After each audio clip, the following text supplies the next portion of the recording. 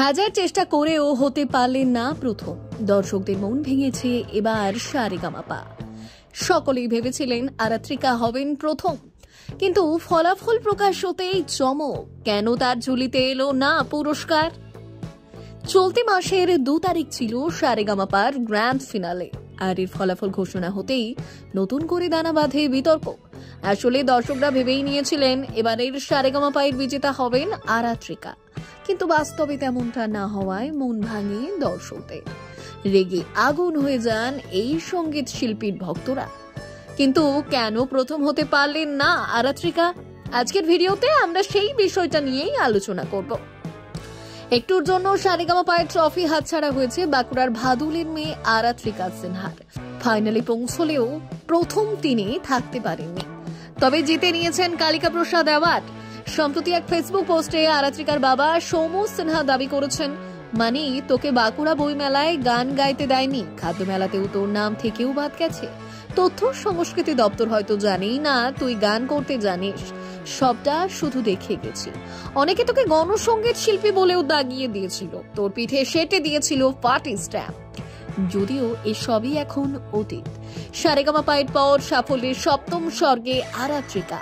এরই মাঝে একটি সিনেমার জন্য প্লেব্যাকও করে ফেলেছেন তিনি। সারেগামাপায়ের সফরেও কম ওঠাপড়ার মুখে পড়তে হয়নি আরাত্রিকাকে।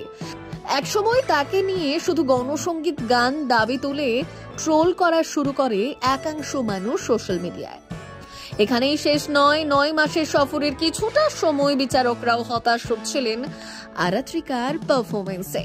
শুনতে হচ্ছিল সমালোচনা, তবে ভুলগুলো থেকে শিক্ষা নিয়ে নিজের গায়িকীকে শুধরে আরাত্রিকা পৌঁছন ফাইনালে। এবার সেই নিয়েই এক সাক্ষাৎকারে কথা বললেন বাবা মেয়ে দুজনে। প্রথম থেকেই আরাত্রিকার সঙ্গীতের সফরে দেখা গিয়েছে বাবা সৌমুকে। সম্প্রতি এক ইউটিউব চ্যানেলে তিনি বললেন, আমার মনে হয় জি বাংলা আরাত্রিকাকে একটা পরীক্ষা নিচ্ছিল। গণসঙ্গীত রবীন্দ্রসঙ্গীতের পাশাপাশি অন্য গানেও সাবলীল কিনা। 2-একটা গানও যে লেভেলে গায় সেই লেভেলে গাইতে পারেনি। এবার পারেনি তারও কারণ আছে। পুজোর ছুটির পর দার্জিলিং থেকে ঘুরে এসে ওর জ্বর হয়, গলা খারাপ হয়ে যায়। একটা টেনশন ওকে কুড়ে কুড়ে খাচ্ছিল, সেই টেনশনে ওর গান নষ্ট হয়েছে। দেখো আলোয় আলোয় আকাশ গানটা যেমন ও 5 বছর থেকে গায়, ওই টেনশনে আসলে ওর গান গাওয়াটা নষ্ট হয়েছিল। আরেকটা কথা বলতে দ্বিধা নেই, ওর কিছু গান অসাধারণ হয়েছিল, কিন্তু দুর্ভাগ্যক্রমে গোল্ডেন গিটার পায়নি।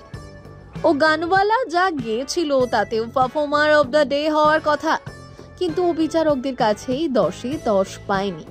হয়তো বিচারকদের খুশি করতে পারেনি, ওরা আমাদের থেকে অবশ্যই বেশি বোঝেন।